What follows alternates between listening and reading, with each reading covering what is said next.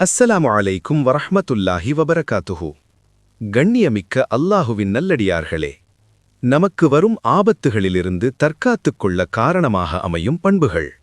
எல்லா விஷயங்களிலும் எச்சரிக்கையாகவும் பேணுதலாகவும் இருப்பவர்கள் பற்றிய அல்லாஹ் தன் அருள்மறையாம் திருமறையில் சொல்கிறான்.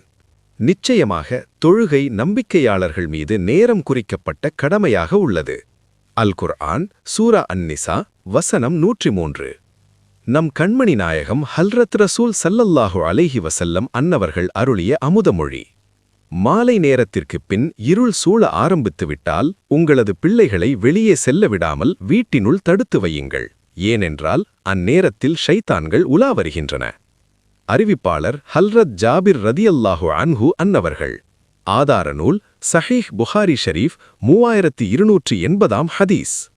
ஒருவர் மஸ்ஜிதுக்குள் கூரான முனை கொண்ட அம்பை கொண்டு சென்றார். அச்சமயம் எந்த முஸ்லிமின் மீதும் அது காயப்படுத்த ஏற்படுத்திவிடக் கூடாது என்பதற்காக அதன் கூரான முனையை மலைத்துக் கொண்டு செல்லுமாறு அவருக்கு ஏவப்பட்டது. அறிவிப்பாளர் ஹல்ரத் ஜாபிர் ரதியல்லாஹு அன்ஹு அன்னவர்கள். ஆதார நூல் சஹீஹ் புகாரி ஷரீஃப் 451 ஹதீஸ். நல்லோர்களது நற்சொற்கள். நம்பிக்கை கொண்டவர்களே, போர் நடக்கும்போது நீங்கள் எச்சரிக்கையாக இருந்து கொள்ளுங்கள். அல் குர்ஆன் சூரா அன்-நிசா வசனம் 71. இந்த வசனத்தில் முஸ்லிம்களை எதிரிகள் தாக்க வரும் முன் ஆயுதங்களுடன் தயார் நிலையில் அவர்கள் இருக்க வேண்டும் என்பதை அல்லாஹ் ஏவுகிறான். அறிவிப்பாளர் ஹல்ரத் இப்னு கசீர் ரஹ்மத்துல்லாஹி அலைஹி அன்னவர்கள்.